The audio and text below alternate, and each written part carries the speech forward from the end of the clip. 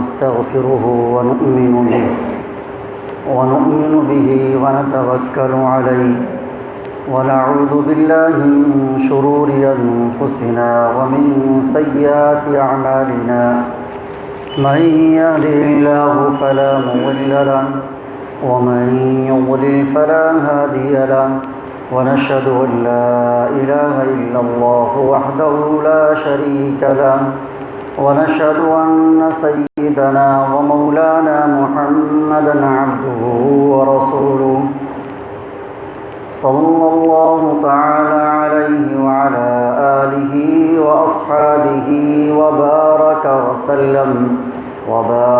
وسلم تسليما كثيرا أما بعد فأعوذ بالله من الشيطان الرجيم بسم الله الرحمن الرحيم إن خفتم ألا تقسطوا في اليتامى فانكحوا ما طاب لكم من النساء مثنى وثلاث ورباع وإن خفتم ألا تعدلوا فواحدة أو ما ملكت أيمانكم ذلك أدنى ألا تعولوا آمنت بالله صدق الله مولانا العظيم وصدق رسوله النبي الكريم ونحن على ذلك لمن الشاهدين والشاكرين والحمد لله رب العالمين اللهم صل على سيدنا محمد وعلى آل سيدنا محمد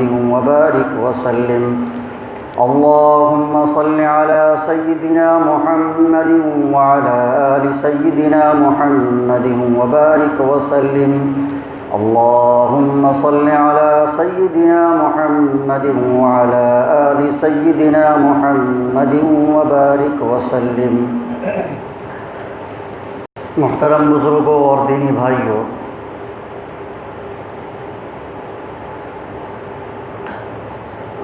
تعدد ازدواج سے متعلق ہماری گفتگو چل رہی تھی۔ مذہبی اور سماجی پہلوؤں کو بیان کیا جا چکا ہے، اب باری ہے اخلاقی پہلو کی۔ اخلاقی اور شخصی ضرورت ہے کہ تعدد ازدواج کی اجازت ہو، اس لیے اسلام نے تعدد ازدواج کی اجازت دی ہے۔ مذہبی اور سماجی معاشرتی ضرورت کے علاوہ انسان کی اپنی ضرورت بھی ہے۔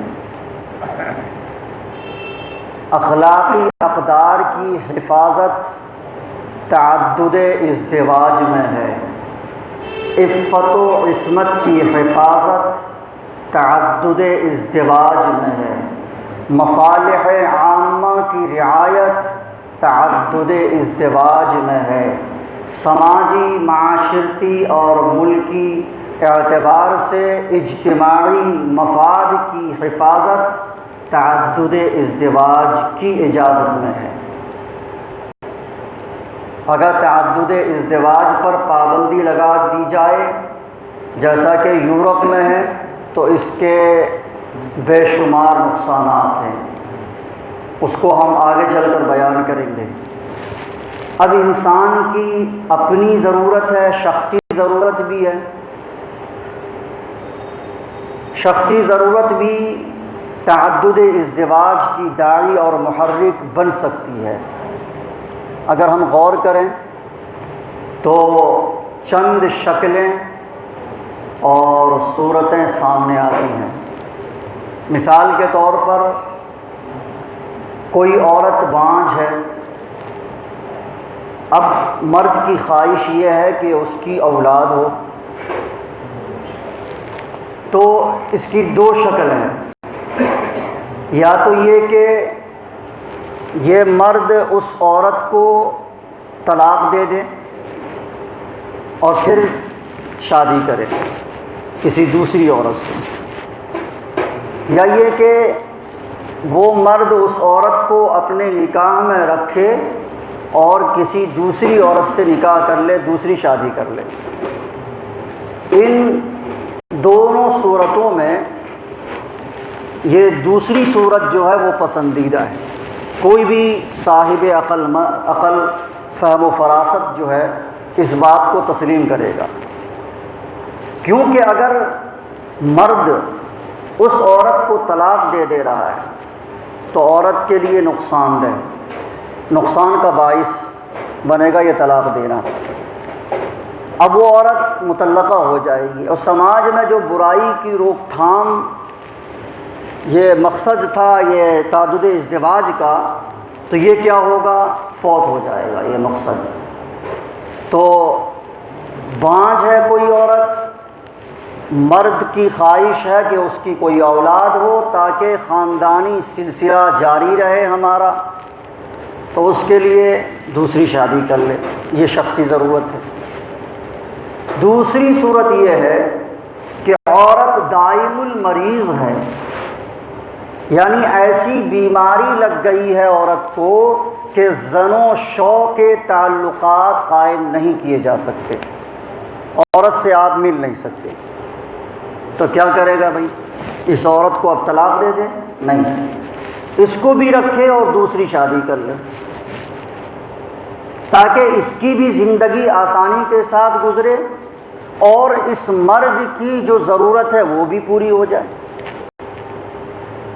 تیسری شکل یہ ہے کہ میاں بیوی کے درمیان لڑائی جھگڑے ہو گئے اور لاکھ کوشش کے باوجود، مصالحت کے باوجود، ثالثی کے باوجود بات نہیں بنی۔ ایسا ہوتا ہے، نہیں بنتی ہے بات، تو اب کیا کرے؟ تو دوسری شادی کرے، تاکہ وہ بھی اس عورت کی بھی زندگی صحیح سے گزرے اور اس مرد کی بھی زندگی صحیح سے گزرے اس عورت کے ساتھ۔ چوتھی شکل یہ ہے کہ کسی وقت میں عورت جو ہے، یعنی عورت کے زنانہ عوارض جو ہیں، زنانہ عوارض جس کو کہہ لیں، مثال کے طور پر حیض ہے، نفاس ہے، ایام حمل ہے، رضاعت ہے، ولادت ہے، یہ عوارض ہے جو زنانہ عوارض ہیں۔ ان ایام میں ظاہر بات ہے کہ مرد عورت کے پاس جا نہیں سکتا، اس سے مل نہیں سکتا، تعلقات قائم نہیں کر سکتا، جو زن و شوق کے تعلقات ہوتے ہیں۔ تو ان عوارض کی بنیاد پر اب وہ کیا کرے گا؟ تو بھائی اس کی بھی ضرورت ہے، داعی ہے اس بات کی کہ وہ دوسری شادی کرے۔ اور پھر ان زنانہ عوارض کی وجہ سے عورتیں جو ہیں وہ اس کے اندر جو جنسی جذبات ہوتے ہیں وہ کمزور پڑ جاتے ہیں، جنسی جذبات وہ کمزور پڑ جاتے ہیں، ان کو اس قدر چاہت نہیں ہوتی ہے۔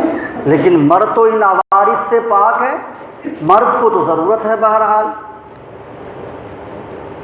اور یہی وجہ ہے کہ 45-50 جاتے جاتے عورت کی تولیدی صلاحیت ختم ہو جاتی ہے، عورت سن ایاس کو بہت جلدی پہنچ جاتی ہے، لیکن مرد کے اندر تولیدی صلاحیت برقرار رہتی ہے۔ ماہر جنسیات کے مطابق 80 سال کی عمر تک مرد کے اندر تولیدی صلاحیت رہتی ہے۔ نہیں مان لیا 80 سال تو 70 سال تو ہے ہی، 10 سال اور گھٹا دیں آپ، تو 70 سال تک مرد کے اندر تولیدی صلاحیت برقرار رہتی ہے، لیکن عورت کے اندر نہیں رہتی۔ اور پھر جب جنسی جذبات اس کے اندر کمزور پڑ گئے تو مرد کو ضرورت ہے۔ اب مرد، پانچویں شکل میں یہی بات ہے کہ مرد ایسے گھرانے سے تعلق رکھتا ہے، اس قدر خوشحال ہے کہ وہ مقوی غذا کھا رہا ہے نا، ایسی غذا کھا رہا ہے جس سے جنسی جذبات اس کے زیادہ ہیں، بھڑکتے ہیں، خواہشات زیادہ پیدا ہو رہی ہیں، اور ایک سے ضرورت پوری نہیں ہو رہی، تو دوسری شادی کرے۔ بجائے اس کے کہ سماج اور معاشرے میں کوئی غلط واقعات رونما ہو، ہے کہ نہیں؟ اور یہ بھی ہوتا ہے کہ کبھی کبھی انسان ہے، دل آ گیا کسی کے اوپر، ایسا ہو سکتا ہے نا، بڑے بڑے لوگ اللہ تعالیٰ کسی کو آزمانا چاہے تو آزما بھی لیا کرتے ہیں، لہذا فلا تزکوا انفسکم، کسی کو یہ وہم و گمان میں نہیں ہونا چاہیے کہ میں بہت بڑا بزرگ ہوں، کہ اب میرے دل کے اندر یہ بات نہیں پیدا ہوتی ہے کہ نہیں؟ ایک بزرگ کا واقعہ بہت مشہور ہے، وہ ایک پیر صاحب تھے، ان کے مرید تھے، جا رہے تھے حج کے لیے، ہے کہ نہیں؟ ایک لڑکی کو دیکھا کنویں کے اوپر، بہت خوبصورت تھی، دل آ گیا۔ بعض روایت کے مطابق کہ وہ بادشاہ کی لڑکی تھی، تو کہا جا کے بادشاہ سے کہ بھائی اپنی لڑکی سے میری شادی کر دو، تو کہا کہ بھائی ایسا نہیں ہے، تم تو پہلے اسلام کو ترک کرو، وہ عیسائی تھی، اسلام ترک کر دو، تو کہا ٹھیک ہے کر دیں گے ہم۔ اور دوسری شرط یہ ہے کہ تم سور چراؤ جا کر، کہا ٹھیک ہے۔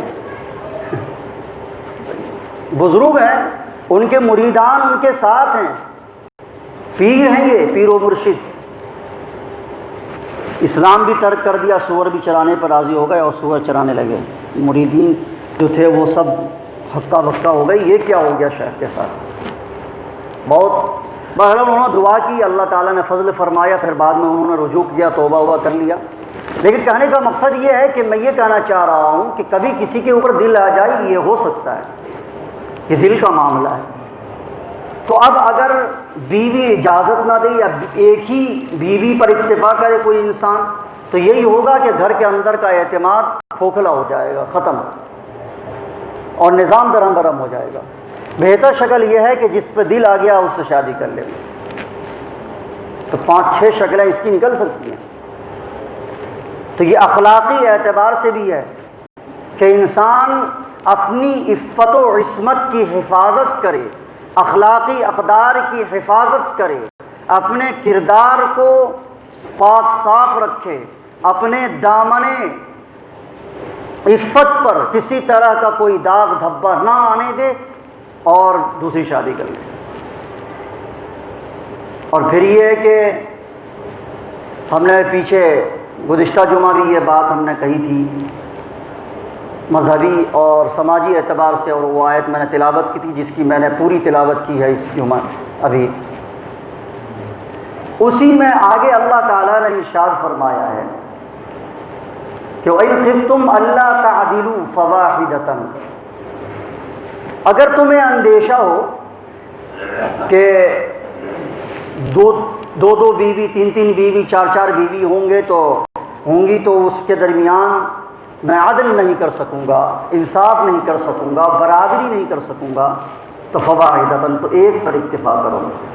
یہ اس شخص کے لیے ہے جو مال کے اعتبار سے بھی مضبوط ہے، طاقت کے اعتبار سے بھی مضبوط ہے، اور ورع و تقویٰ بھی اس کے اندر ہے، یعنی یہ کہ وہ عدل بھی کر سکتا ہے، انصاف کر سکتا ہے، مساوات کا معاملہ کر سکتا ہے۔ اگر اس کے پاس مال نہیں ہے، بھائی بیوی کو رکھے گا کیسے، کہاں رکھے گا، کیا کھلائے گا پلائے گا، تو مت کرو تم شادی۔ اور مال تو ہے، دولت تو ہے، لیکن طاقت نہیں ہے، تو پھر اجازت نہیں ہے کہ جنسی تسکین اس کی بھی تو ہے، اس کو بھی تو حاصل کرنی ہے۔ اور یہ سب کچھ ہے، لیکن یہ ہے کہ یہ معاملہ ہے کہ ہم شادی اس لیے کر رہے ہیں کہ ہم پہلی بیوی کو چھوڑ دیں گے ایسے ہی، اس کو ستائیں گے، تو یہ پھر بھی حرام ہے، پھر بھی نکاح نہیں کر سکتے۔ یہ اس شخص کے لیے ہے جس کے اندر یہ تینوں باتیں پائی جائیں، تب وہ دوسری شادی کرے، تیسری شادی کرے۔ یعنی کہ دھڑلے سے سارے لوگ چلو بھائی بہت اچھی بات ہے نا، اسلام عیاشی کی تعلیم نہیں دیتا ہے، اسلام کا کوئی حکم حکمت کے خلاف نہیں ہے، حکمت سے بھرپور ہے۔ اور اس میں بھی میں نے جیسا کہ تفصیل سے بیان کیا ہے پیچھے کہ سماجی ضرورت بھی ہے اور مذہبی اور اخلاقی ضرورت بھی ہے۔ اس لیے اسلام نے اجازت دی ہے کہ اگر یہ معاملہ ہو جائے کسی کے ساتھ، اس طرح کی بات ہو تو وہ نکاح کرے۔ دیکھیے ہماری بات یہ ہے کہ ہم صرف کہہ دیتے ہیں، اب بات یہ ہے کہ آدمی اسلام کے حکم کو جانے، عمل کرنا نہ کرنا آپ کا کام ہے۔ ہمارا تو کام یہ ہے کہ ہم اسلام کے حکم کو بیان کر دیں اور کسی کو برا بھی نہیں لگنا چاہیے۔ اور خاص طور سے جو باتیں آ رہی ہیں ہماری آگے، وہ ہماری سماج میں رہنے والی جو خواتین ہیں وہ اگر سن لے تو میرے خیال سے لگتا ہے کہ وہ میرے خلاف پرچم بلند کر لے گی، علم بلند کر دے گی کہ اب وہ کون ہے یہ لڑکا۔ لیکن یہ اسلام کی تعلیم ہے، اس لیے میں بول رہا ہوں، ورنہ کوئی ضرورت نہیں تھی اس کی۔ اور اس کے نتیجے میں جو برائیاں وجود میں آ رہی ہیں وہ بہت خطرناک ہے۔ یہی وجہ ہے کہ یورپ کے اندر صرف ایک بیوی پر اکتفا کرنے کو لازم قرار دیا، آپ دوسری شادی نہیں کر سکتے، جرم ہے۔ تعدد ازدواج پر پابندی لگا دی گئی۔ تو کیا ہوا؟ اس کا نتیجہ یہ نکلا کہ داشتاؤں اور طائفوں کا ایک قبیلہ تشکیل پایا، ایک پوری پارٹی تیار ہو گئی، گروہ تیار ہوا اور جگہ جگہ قہوہ خانے تیار ہوئے، اور جس کو اپنی زبان میں معلوم کیا کیا کہتے ہیں۔ جائیے، مرد عورت راضی ہے، کہیں بھی اپنی ضرورت پوری کر سکتے ہیں۔ ابھی انسان ہے، جانور کچھ تھوڑے ہیں۔ انسانیت سے عاری سماج اور معاشرہ ہے وہاں کا۔ کوئی بھی مرد عورت، لڑکا لڑکی کہیں بھی راضی ہے، اگر کہیں بھی اپنی ضرورت کو پوری کر سکتا ہے۔ نتیجہ کیا ہے؟ نتیجہ یہ ہے کہ وہاں ناجائز اولاد کی کثرت ہے، 60-70% جا چکا ہے۔ تو کیا ہوا کہ جو وہاں کے انصاف پسند لوگ اور جن کے اندر غیرت ہے، باحیا لوگ، انہوں نے علم بلند کیا کہ یہ صحیح نہیں ہے۔ اسلام کا حکم صحیح ہے جو تعدد ازدواج کی اجازت دیتا ہے، تو لہذا اسلام کے حکم کو نافذ کیا جائے، یعنی تعدد ازدواج کی اجازت دی جائے۔ ظاہر بات ہے کہ ایک جائز تعلق ہے، ایک ناجائز تعلق ہے۔ ناجائز بغیر نکاح کے جنسی روابط قائم کیے جائیں، تعلقات قائم کیے جائیں، تو پھر کیا ہوگا؟ حالانکہ اس میں خرچ زیادہ ہے۔ اب جیسا کہ ہم نے کتابوں میں پڑھا، میگزینوں میں یہ باتیں آتی ہیں اور بہت سارے واقعات لکھے جاتے ہیں کہ ایک ایک رات میں لوگ کئی ہزار روپیہ خرچ کر دیتے ہیں، جتنا 1000 روپیہ خرچ کر دیتے ہیں کہ ایک غریب لڑکی کی شادی ہو سکتی ہے، بلکہ کئی غریب لڑکی کی شادی ہو سکتی ہے اس میں۔ اور پھر اس کے نتیجے میں ایسی برائیاں اور ایسے امراض پیدا ہو رہے ہیں جن کے علاج میں بھی اس سے زیادہ پیسہ خرچہ ہو رہا ہے، ایڈس وغیرہ کی بیماری پیدا ہو رہی ہے۔ تو جب اسلام کے حکم سے انحراف ہوگا تو اسی طرح کی برائیاں وجود میں آئیں گی اور اسی طرح کے امراض اور بیماریاں انسانوں کو لگیں گی۔ تو اللہ تعالیٰ نے ارشاد فرمایا کہ جس کو اندیشہ ہو کہ میں عدل نہیں کر سکوں گا، برابری کا معاملہ نہیں کر سکوں گا، تو پھر ایک پر ہی اکتفا کرے۔ اب بعض لوگوں نے جو فرنگ کی تہذیب، ظاہری چمک دمک جو اس کی ہے، اس سے جو متاثر ہوئے تو انہوں نے یہ کہا کہ اللہ تعالیٰ نے اس آیت کے اندر یہ حکم دیا ہے کہ ایک ہی شادی کرو، تعدد ازدواج پر پابندی لگائی ہے۔ کیسے؟ کہ اللہ تعالیٰ نے ارشاد فرمایا ان خفتم اللہ تعدلوا فواحدہ، کہ اگر تمہیں اندیشہ ہو تو ایک ہی پر اکتفا کرو۔ اور اللہ تعالیٰ نے پھر اسی میں سورہ نساء کے اندر ہی 5ویں پارے میں فرمایا وَلَن تَسْتَطِيعُوا أَن تَعْدِلُوا بَيْنَ النِّسَاءِ وَلَوْ حَرَصْتُمْ فَلَا تَمِيلُوا كُلَّ الْمَيْلِ فَتَذَرُوهَا كَالْمُعَلَّقَةِ، تم ہرگز عورتوں کے درمیان عدل نہیں کر سکتے۔ تو وہاں تو اللہ تعالیٰ نے ارشاد فرمایا ان خفتم اللہ تعدلوا فواحدہ، اگر تمہیں عادل کے بارے میں اندیشہ ہو کہ میں نہیں کر سکوں گا تو ایک پر کرو۔ اور اللہ تعالیٰ یہاں فرما رہے ہیں کہ تم عورتوں کے درمیان عادل ہرگز نہیں کر سکتے، تمہاری طاقت ہی نہیں ہے کہ تم عدل کر لو۔ تو نتیجہ کیا نکلا؟ کیا نتیجہ نکلا؟ کہ صرف ایک شادی کرو۔ بہت بڑا دھوکہ دیا لوگوں نے، فراڈ۔ اس کا مطلب ہرگز یہ نہیں ہے قرآن کو سمجھنا صرف ترجمہ پڑھ لینے سے قرآن سمجھ جاتا ہے کوئی؟ کیا ترجمہ پڑھنے سے اگر قرآن سمجھ لیتے تو سارے لوگ مفسر ہوتے۔ اب اس کا مطلب کیا ہے بھائی کہ اگر تمہیں عدل کے بارے میں اندیشہ ہو تو ایک ہی پر اکتفا کرو۔ یہاں اللہ تعالیٰ یہ کہہ رہے ہیں، دوسری جگہ کہہ رہے ہیں کہ تم عورتوں کے درمیان ہرگز عدل نہیں کر سکتے، تمہارے بس اور طاقت میں نہیں ہے۔ کیا مطلب ہے؟ اس کا مطلب تو یہی ہوا کہ ایک پر اکتفا کرو۔ کیا سمجھے آپ؟ ہم یہی سمجھ رہے ہیں نا کہ ایک پر اکتفا کرو، عدل نہیں ہوگا۔ اس کا مطلب ہرگز یہ نہیں ہے۔ اس کا مطلب یہاں جو ہے عدل کے بارے میں وہ امور اختیاریہ ہے۔ امور اختیاریہ کے بارے میں مثلا امور اختیاریہ کیا ہے؟ شباشی، نان و نفقہ، سکنا، باری جو ہے، یہ سب امور اختیاریہ، اس سلسلے میں تمہیں عدل کرنا ہے، اس بارے میں عدل کرو۔ اس بارے میں بھی اگر تم کو اندیشہ ہو کہ میں عدل نہیں کر سکوں گا تو پھر ایک پر اکتفا کرو۔ اور یہاں پر جو اللہ تعالیٰ نے ارشاد فرمایا وَلَن تَسْتَطِيعُوا أَن تَعْدِلُوا بَيْنَ النِّسَاءِ، یہاں دل کا میدان ہے، قلبی میدان۔ ایسا نہیں ہو سکتا کہ اگر 2 3 4 بیوی ہو تو ہر ایک کی طرف قلبی میلان برابر ہو، یہ بس میں نہیں ہے کسی کے۔ یہ امور غیر اختیاریہ میں ہے، انسان کے بس میں نہیں، انسان کے کنٹرول میں نہیں ہے۔ ہو سکتا ہے کہ قلبی میلان کسی ایک بیوی کی طرف زیادہ ہو، دوسری کی طرف کم ہو۔